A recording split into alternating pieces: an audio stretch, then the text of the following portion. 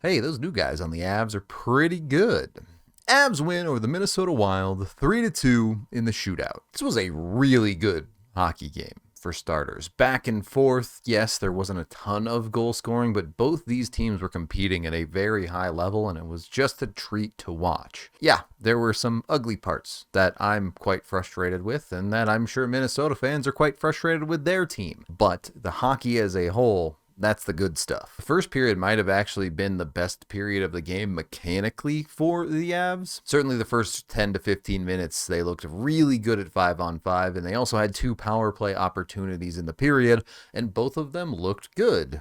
They didn't score on them, though. A good-looking period where you don't score doesn't mean a whole lot, and it's 0-0 after 1. We've seen this play out a lot for Colorado this year, and more often than not, that recipe is one where the other team is going to eventually break through and score first. But that's not what happened here. It's the Avs that eventually crack that egg, and you know why? It's because of new guys like Nazem Kadri, and also Nathan MacKinnon. The Avs get the puck out to the neutral zone here, but it's a bouncing puck that's a little all over the place. So Kale is able to just find it and get it in deep.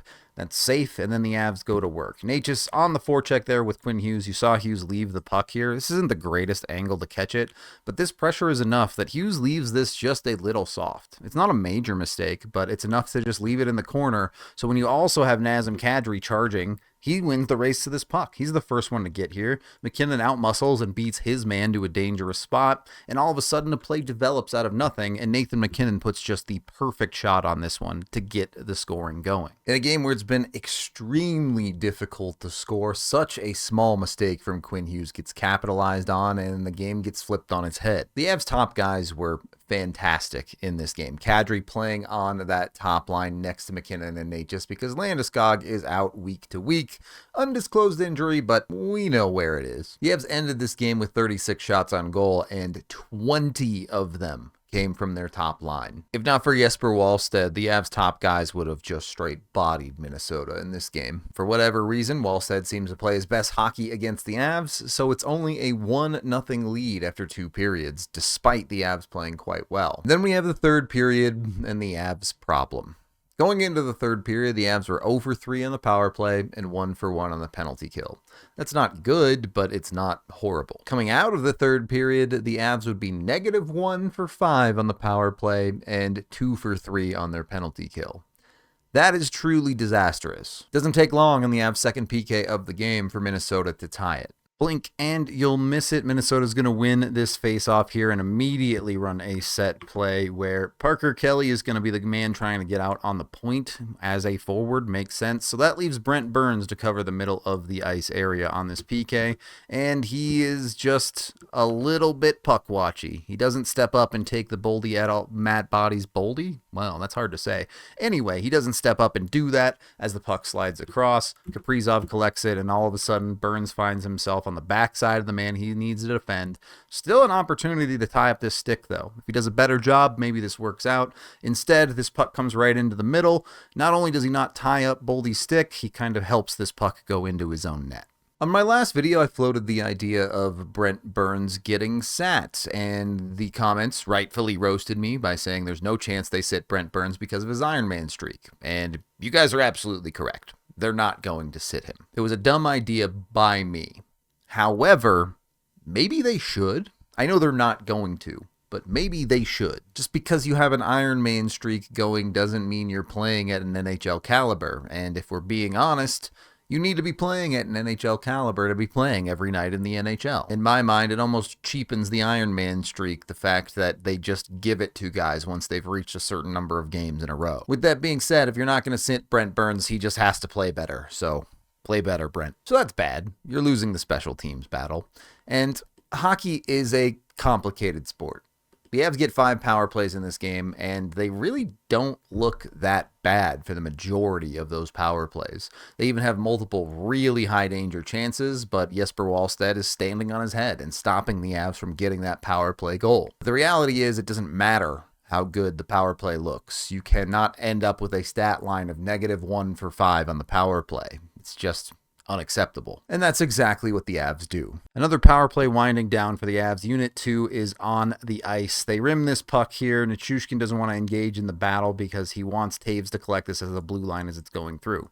Now, the camera work from TNT was not fantastic in this game, so you can't really see this, but as the puck comes back to the blue line, it just hops over Devon Taves' stick. He just completely misses it, and all of a sudden it's the breakaway the other way for Nico Sturm, and he's able to beat Wedgwood blocker side. Look, in a different situation of a game or the team that has looked different all year, that puck hops over Devon's stick and you go, that's a weird play, and you move on with your life. But when the Avs power play has been as bad as it's been for as long as it's been, and the Avs are the team in the NHL that have given up the most shorthanded goals, that play just can't happen. Devon Taves was also brutal all night. Matt Boldy just straight up had his number for the entire game. I think it's fair to be concerned about the Avs defense when they get down like this. When the Avs defense plays to their ability, they're great. But sometimes we see them struggle to stabilize. When you have multiple guys struggling in a game, they need to figure out a way to manage that damage a little bit. At this point in the game, I made a tweet that says, if you go -1 for 5 on the power play, you deserve to lose. It's not complicated. And I stand by that tweet. I think it's relatively accurate. But my guy Eddie replied by saying, I can argue that if you score 0 goals at 5-on-5, you deserve to lose too, because that's what Minnesota did in this game. And that's a fair point. Both of these teams had an area where they were not performing at the level they needed to. And when both teams have an area of the game where they probably don't deserve to win, they kind of cancel each other out.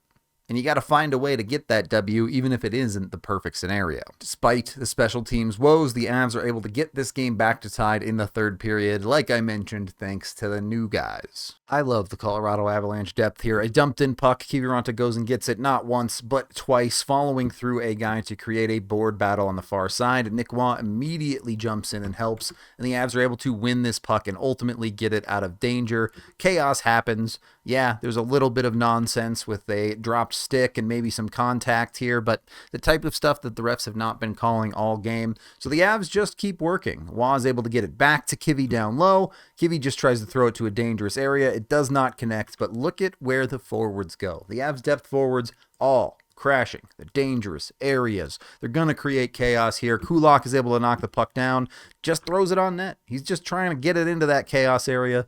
And look at how well Nic Roy has found the soft spot in this defense. Just a nice little gap where he can play a little bit with his stick, and he's able to perfectly tip this one for the Avs and get it tied. That's just good old-fashioned hard work from your Avs depth forwards, and nice to see Kulak step up and get a puck to the net there where was able to get a stick on it. For a large portion of this game, it felt like the hard work of the Avs forward depth was not going to get rewarded because they were just running out of talent a little bit. Great forecheck work at times, just out-muscling Minnesota, being faster than Minnesota, but the pucks weren't going in. Nic Roy being a difference maker in the talent level, yeah, that matters for the Avs. So you get it tied 2-2 late, and frankly, I was happy with at least 1 point out of overtime in this game. It going to overtime, at least in the direct head-to-head between Colorado and Minnesota, is much better for Colorado.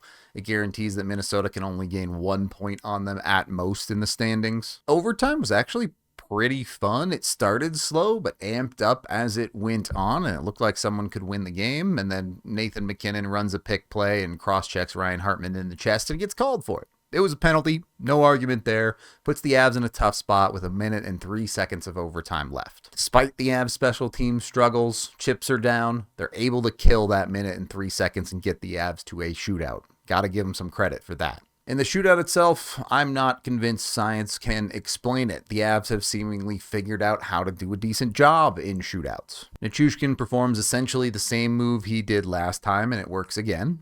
Matt Boldy is able to answer for Minnesota, but he would be the only scorer for them, 4 shooters for each team, because this one had to go an extra round. And Nathan MacKinnon, after playing a great game, is almost the reason the Avs lose because of his penalty in overtime. When Minnesota doesn't punish that, he comes back and ends the game for the Avs. Beautiful hockey game, super fun to watch, even if it does have some shortcomings to it. I know everyone loves to show hockey games to new hockey fans that are super high scoring and all over the place. If you're looking for a low scoring hockey game to show a new fan, show him this one. It's really, really good. And back in net, Scott Wedgwood just quietly doing his job in this one. Jesper Wallstedt was amazing in this game, and at the end of the day, Wedgwood outdueled him. He deserves credit. The Avs have won 5 straight again. They're back to wagon status, and they're basically making it near impossible for Dallas and Minnesota to catch them in the standings. It's still mathematically possible, but if the Avs are going to play like this, what are Minnesota and Dallas supposed to do? That's the end of this game video review. Thank you for watching. I am Rudo, and all 3 new guys got points in this game.